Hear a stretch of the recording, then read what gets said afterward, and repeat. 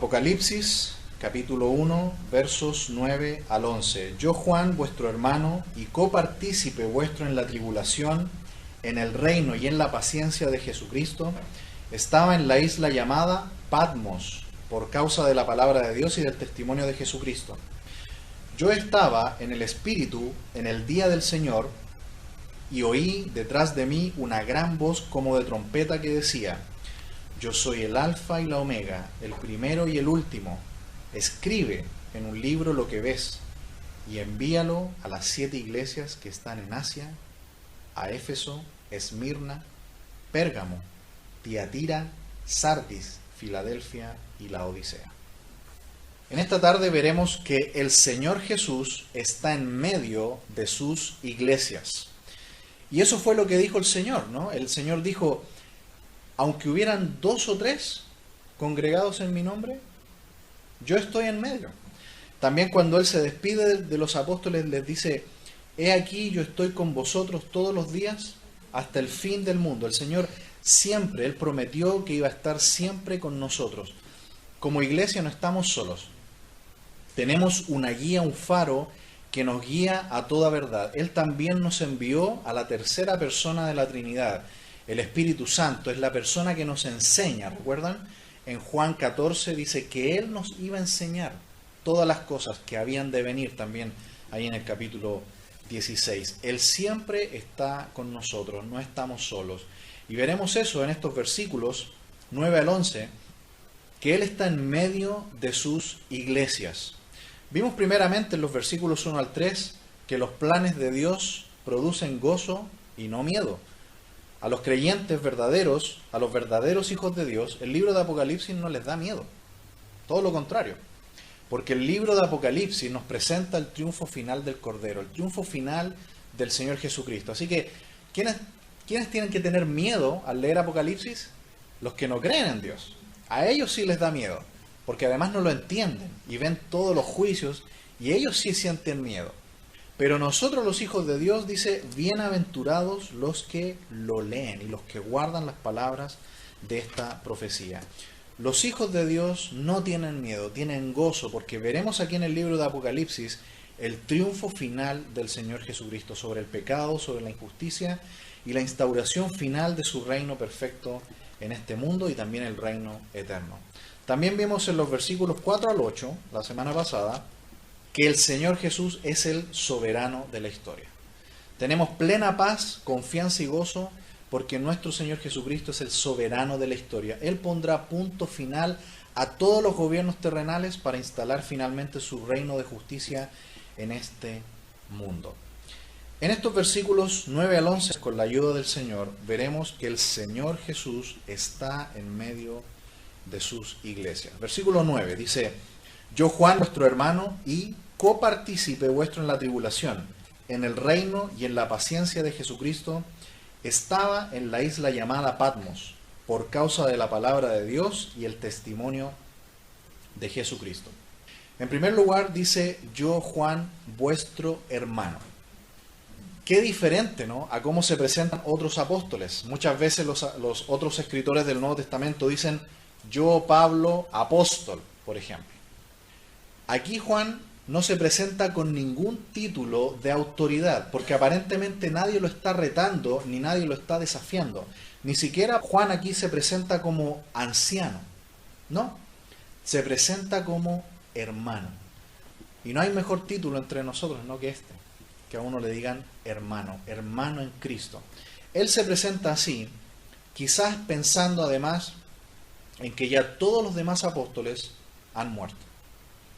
Vimos en el primer tema, en los versículos 1 al 3, hablando de Juan, de que él es el último apóstol que queda vivo. Esto es aproximadamente el año 100 de nuestra era, y todos los demás apóstoles han muerto de maneras bastante violentas. Ya conversamos de eso.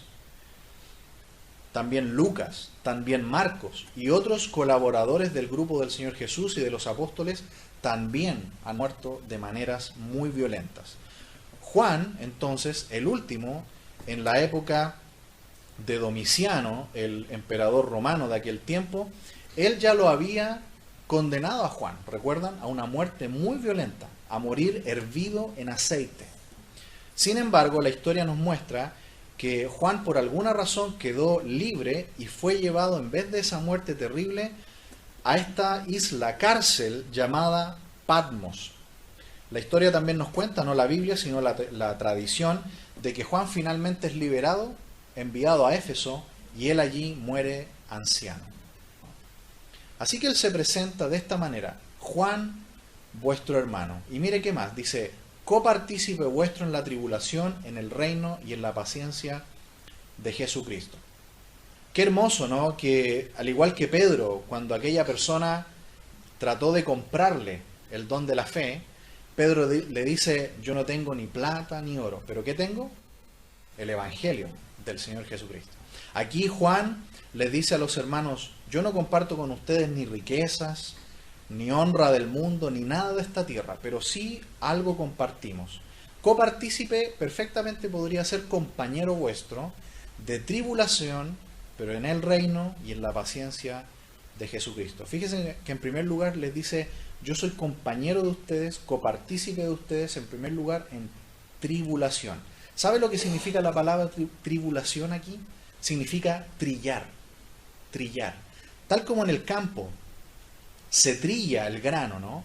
Se mueve fuertemente para después ser molido el grano. Aquí está diciendo: estamos en tribulación, estamos siendo zarandeados fuertemente para después ser molidos. Y él lo dice de esta manera porque él sabe que probablemente él también va a morir, ¿no? De una manera violenta. La tradición dice que no, pero él sabe, todos los demás que estuvieron antes de él murieron de esta manera. Él está diciendo: no estoy muerto de esa manera hasta el momento, pero sí estoy preso en esta terrible isla llamada Patmos. Patmos es un pequeño islote que está al frente de Turquía, más o menos 35 kilómetros de distancia, y es un roquerío básicamente. No es una isla hermosa como alguna isla que ustedes puedan conocer, ¿no? Este es un roquerío prácticamente vacío. En el día de hoy viven allí 3.000 personas y es un lugar bastante desértico. Cuenta la tradición que el roquerío de la costa misma de la isla está teñido con sangre de los presos que vivían allí y que tenían trabajos forzados y que eran ejecutados de las maneras más terribles. Juan desde ese islote está escribiendo y dice: comparto con ustedes la tribulación. La iglesia entonces en ese tiempo está viviendo una persecución terrible y Juan en este contexto entonces está escribiéndole a las iglesias de Asia diciéndoles: no importa, la tribulación es terrible, pero el Señor está en medio de sus iglesias. Luego les dice: en el reino. Parecido a Eclesiastés. Cuando el creyente tiene una visión puesta en el cielo, él dice: es cierto, estamos en tribulación, estoy en una isla que sus rocas están teñidas con sangre de mártires, pero estamos, ¿dónde? En el reino. Estamos en el reino. A pesar de que todo está terrible, estamos en el reino de Dios. Todo está bajo su control divino. Yo no sé si hoy día estamos pasando por una tribulación parecida a la de Juan y de la iglesia en aquel tiempo. Muy probablemente no. Hoy gozamos de gran libertad para hablar del Señor, pero sí, sin duda, estamos pasando tribulaciones personales quizás. Tribulaciones familiares, tribulaciones matrimoniales, tribulaciones con los hijos. No sabemos cuáles. Pero saben que el Señor está en medio de su iglesia. Y dice: paciencia, la paciencia del Señor Jesucristo. Ahí lo dice el versículo. La palabra paciencia significa aguante firme y constante. Pero no es una paciencia humana. ¿De quién es la paciencia? Es la paciencia de Jesucristo. La misma paciencia que el Señor tuvo cuando estuvo aquí en este mundo. Él vivió lo mismo que nosotros. ¿Recuerdan el Señor en Getsemaní? En el huerto de Getsemaní, Él estaba pasando, dice: he aquí estoy triste hasta la muerte, dice. Porque el Señor sabía lo que se venía. Y lo que el Señor, a lo que más le tenía miedo, no eran los clavos, no eran los azotes, los golpes. El Señor, a lo que más le tenía miedo, cuando Él dice: pero pase de mí esta copa, es cuando el Señor sabía que en el momento más terrible de esa tarde de muerte, Él por un momento iba a sentir el desamparo del Padre. Cuando los pecados del mundo entero están sobre sus hombros, en un momento el Padre le da la espalda porque fue hecho pecado por nosotros. Recuerden, Dios es tan santo que ni siquiera puede ver el mal.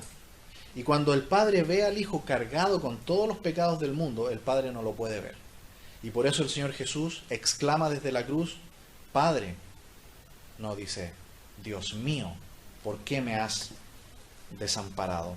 Pero cuando el Señor pagó totalmente la culpa de nuestros pecados y Él está a punto de morir y de entregar el Espíritu, el Señor Jesús dice, Padre, en tus manos encomiendo mi espíritu. Había recobrado 100% la comunión con el Padre y el Señor muere entonces en plena comunión con Él. ¿Qué más dice el versículo? Estaba en la isla llamada Patmos. Actualmente Patmos ya no se llama Patmos. Ahora tiene otro nombre moderno, se llama Patino. Y como dijimos, está al frente de Turquía, 35 kilómetros a la costa. Ya casi nadie vive allí. Es un roquerío, pero está allí y es un testimonio del lugar donde el Señor quiso mostrarle a Juan esta revelación del Señor Jesucristo. Si nosotros vamos a la historia, veremos que en situaciones similares, los grandes profetas que recibieron la palabra de Dios para animar al pueblo, estaban en circunstancias parecidas. ¿No estaba Daniel en el cautiverio babilónico cuando recibió la profecía de Daniel? Jeremías no estaba en una circunstancia similar cuando recibe también el libro que lleva su nombre. Y así podemos ver diferentes profetas de Dios que recibieron la revelación de Dios en momentos muy difíciles. Dios le está dando este libro de Apocalipsis a Juan para animar a la iglesia. Estamos en medio de tribulación, pero no teman. El Señor está en control y el Señor Jesucristo está en medio de su iglesia. ¿Por qué razón Juan está preso en esta isla, cárcel? Al final del versículo 9 lo dice, por causa de la palabra de Dios y del testimonio de Jesucristo. ¿Cuál fue el crimen que cometió Juan? Dar testimonio de Cristo y hablar de la palabra de Dios. Por eso que nosotros cuando comparamos la experiencia de Juan con la nuestra, podemos dar gracias de que hasta el día de hoy, en este momento, tenemos libertad para estar aquí y hablar libremente de la palabra de Dios. Él no lo tenía y por eso él estaba preso. Era tan impactante el testimonio de Juan que su predicación y el testimonio que él daba de Cristo lo llevaron preso. Había otro Juan también, ¿recuerdan? Juan el Bautista. Era tan impactante el testimonio de Juan el Bautista que muchos creían que ¿quién era Juan el Bautista? Creían que era Jesús, creían que era el Mesías. Y luego de que Juan el Bautista murió y apareció después Jesús, la gente, ¿quién pensaba que era Jesús? Pensaban que era Juan el Bautista. Así de impactante era el testimonio de Juan el Bautista. Y este otro Juan también. Así de impactante era el testimonio de él. Nosotros hoy tenemos plena libertad para hablar todo lo que queramos. Todavía la persecución no es fuerte contra los cristianos en este lugar. ¿Aprovechamos esta libertad para dar testimonio así del Señor Jesús? Mire conmigo sin perder Apocalipsis, Primera de Pedro, capítulo 4 y versículo 12. Amados, no os sorprendáis del fuego de prueba que os ha sobrevenido, como si alguna cosa extraña os aconteciese, sino gozaos, por cuanto sois participantes de los padecimientos de Cristo, para que también en la revelación de su gloria os gocéis con gran alegría. Si sois vituperados por el nombre de Cristo, sois bienaventurados, porque el glorioso Espíritu de Dios reposa sobre vosotros. Ciertamente de parte de ellos Él es blasfemado, pero por vosotros es glorificado. Así que ninguno de vosotros padezca como homicida, o ladrón, o malhechor, o por entremeterse en lo ajeno. Hasta ahí la lectura. Es una bendición, entonces, sufrir por el Señor. Pero debemos sufrir por la causa de Él, como dice Pedro allí. No por dar mal testimonio de Cristo, sino todo lo contrario, por dar buen testimonio de Cristo, como dice aquí en el caso del apóstol Juan. Versículo 10 de Apocalipsis capítulo 1. Yo estaba en el Espíritu en el día del Señor y oí detrás de mí una gran voz como de trompeta. Juan estaba en el Espíritu, dice el versículo. Esto significa que Juan estaba receptivo al Espíritu de Dios y listo para recibir de parte de Dios este libro, esta revelación de Dios, y para luego dárselo al pueblo de Dios, tal cual como un profeta. Dice también el versículo, en el día del Señor. Algunos podríamos pensar que se refiere al domingo, ¿no? Que él estaba un día domingo y recibió esta revelación. Pero normalmente cuando se habla del domingo en el Nuevo Testamento, ¿qué se dice? El primer día de la semana, ¿cierto? Y hay muchas citas. Por ejemplo, Mateo 28:1, cuando fue la resurrección del Señor, dice, pasado el día de reposo, al amanecer del primer día de la semana, llegaron las mujeres a ver la tumba y encontraron que estaba vacía, y luego el Señor aparece resucitado, glorificado. Es decir, normalmente cuando se quiere decir domingo en el Nuevo Testamento, se dice el primer día de la semana. Si lo vemos con concordancia, usted se dará cuenta que esta sería la única ocasión, entonces, en que se refiere al domingo de esta manera. O quizás es otra cosa, como veremos a continuación. Otro versículo también muy claro es Hechos 27, donde es uno de los tantos ejemplos en el libro de los Hechos, donde se nos muestra a los cristianos reunidos, ¿para qué? Para adorar, para el partimiento del pan, que es una forma para decir la cena del Señor, y también para estudiar la Biblia juntos. Y allí dice, el primer día de la semana. Y la historia dice que los primeros cristianos primitivos se reunían el domingo para adorar a Jesús como a Dios y para estudiar la Escritura juntos. Así que cuando dice el día del Señor, es muy probable que se refiere a algo más y que lo vamos a ver a través de todo el libro de Apocalipsis. Aquí hay un sentido de un nuevo inicio. Un nuevo inicio. Una nueva creación comenzó cuando el Señor Jesucristo resucitó. Así como, recuerdan que el Señor Dios en Génesis 1 comenzó a crear el día domingo, ¿cierto? El día 1, y descansó el séptimo, el sábado, ¿cierto? Así también el Señor Jesús venció a la muerte el día domingo, el primer día de la semana. Así que en Génesis 1:1 tenemos la creación antigua. En el principio creó Dios los cielos y la tierra.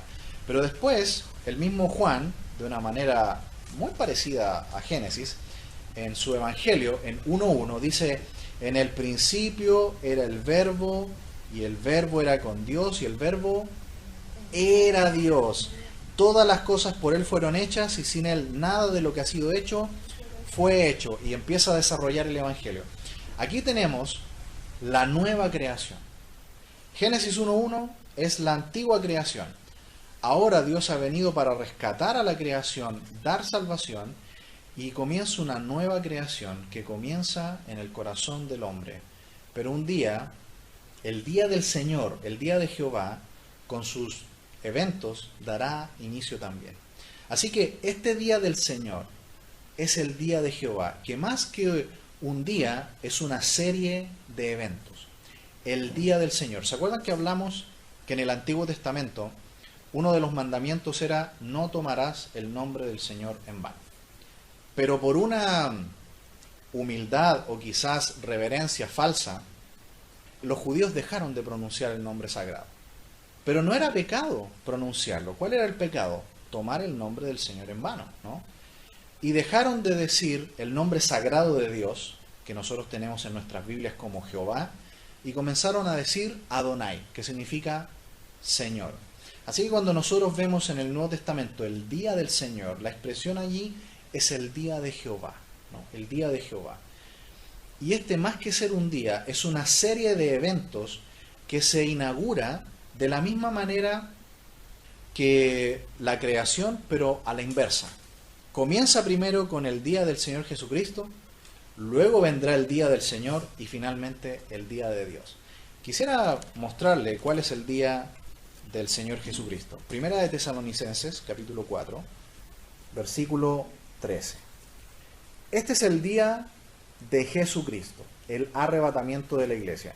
Tampoco queremos, hermanos, que ignoréis acerca de los que duermen, para que no os entristezcáis como los otros que no tienen esperanza. Porque si creemos que Jesús murió y resucitó, así también traerá Dios con Jesús a todos los que durmieron en él. Por lo cual, os decimos esto en palabra del Señor, que nosotros que vivimos, que habremos quedado hasta la venida del Señor, no precederemos a los que durmieron. Porque el Señor mismo, con voz de mando, con voz de arcángel y con trompeta de Dios, descenderá del cielo, y los muertos en Cristo resucitarán primero.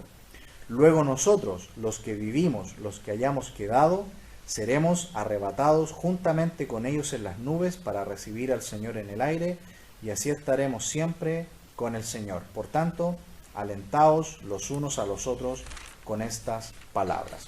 Aquí tenemos entonces el primer evento que inaugura esta serie de eventos que se llaman el Día del Señor.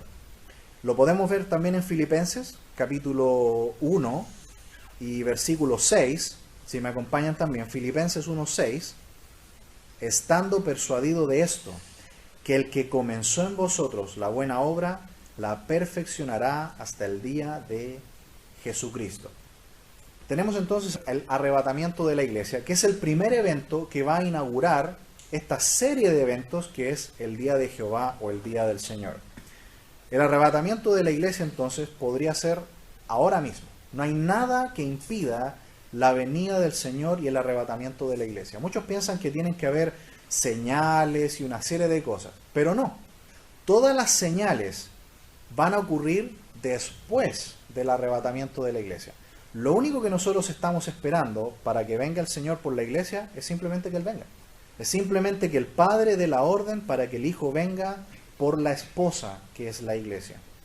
Luego de esto viene el día de Jehová o el día del Señor. Zacarías, capítulo 14, por favor. Este es el día de Jehová o el día del Señor también, propiamente tal, y es el día que también se le conoce como el Armagedón o la batalla de Armagedón. He aquí, el día de Jehová viene, y en medio de ti serán repartidos tus despojos.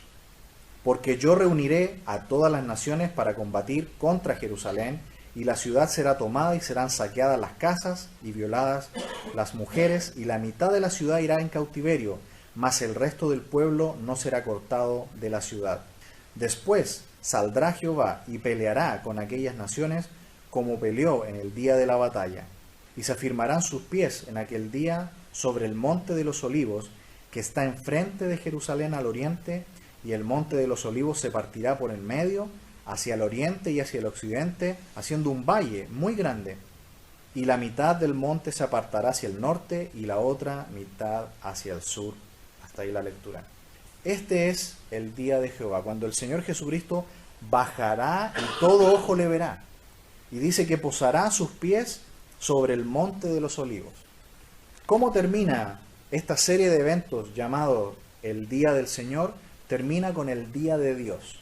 Y el día de Dios está narrado en 2 de Pedro, capítulo 3.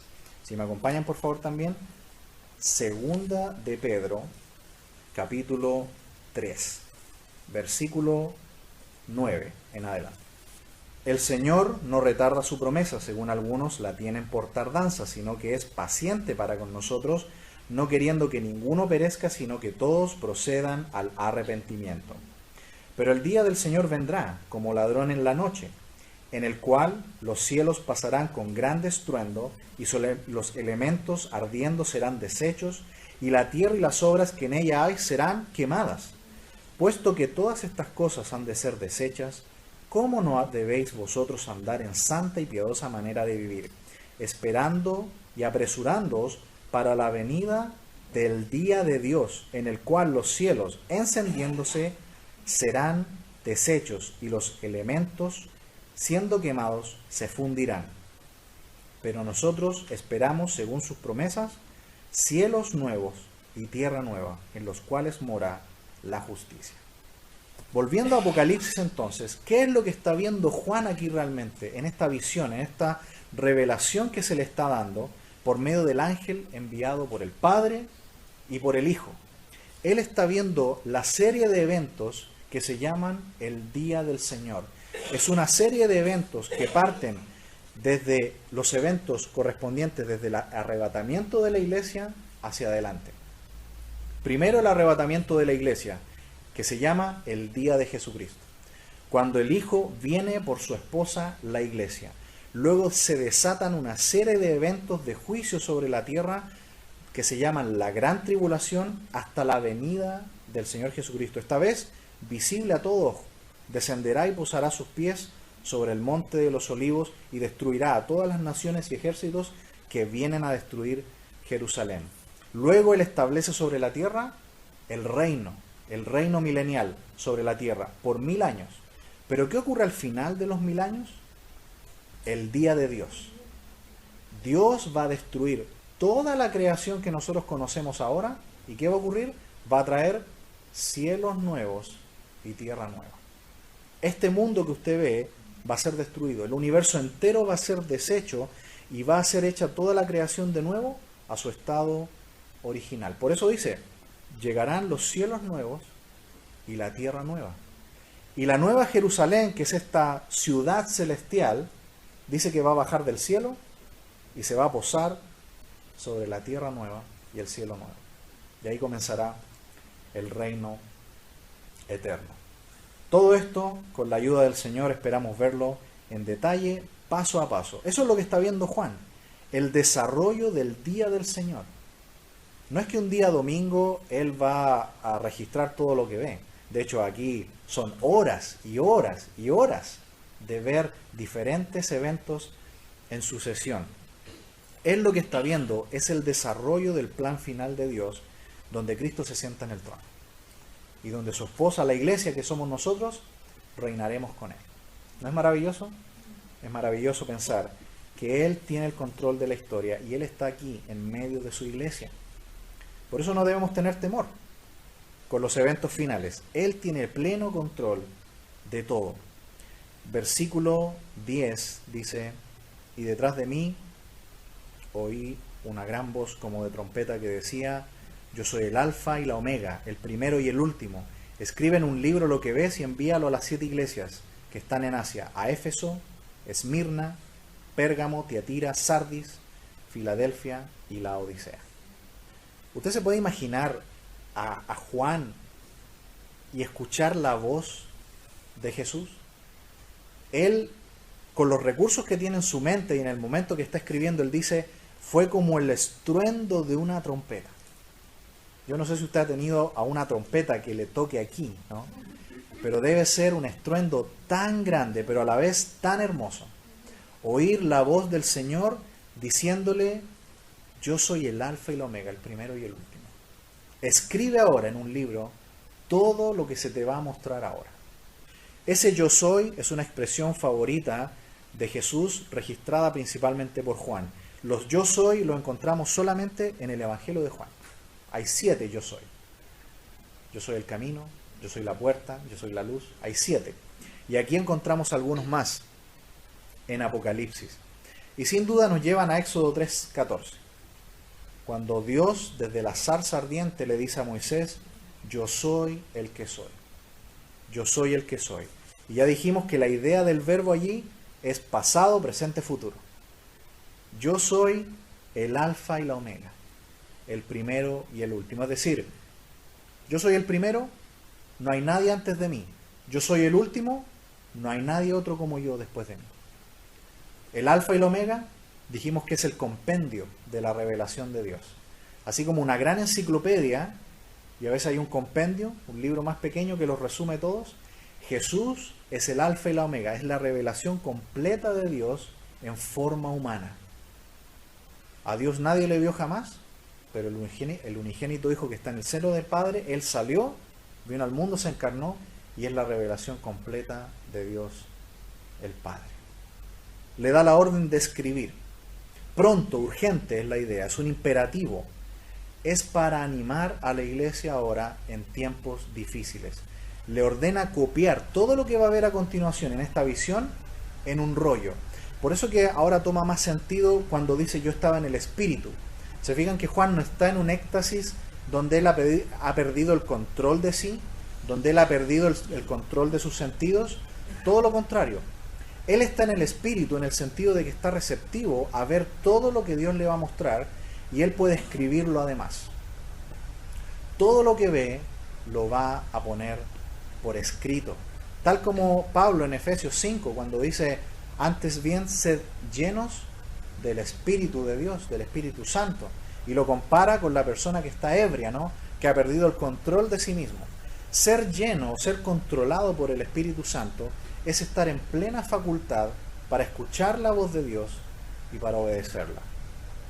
¿Y a quién va a enviar esto? A las 7 iglesias que están en Asia: Éfeso, Esmirna, Pérgamo, Tiatira, Sardis, Filadelfia y Laodicea. Hemos visto entonces en esta tarde que el Señor está en medio de sus iglesias. Y con la ayuda del Señor veremos entonces en lo sucesivo este mensaje que Dios tiene para sus iglesias. Los tiempos finales y los planes finales de Dios no le dan miedo al pueblo de Dios, a su iglesia. Todo lo contrario, tenemos gozo y tenemos paz porque Él tiene el control de los tiempos y de las edades. Oremos.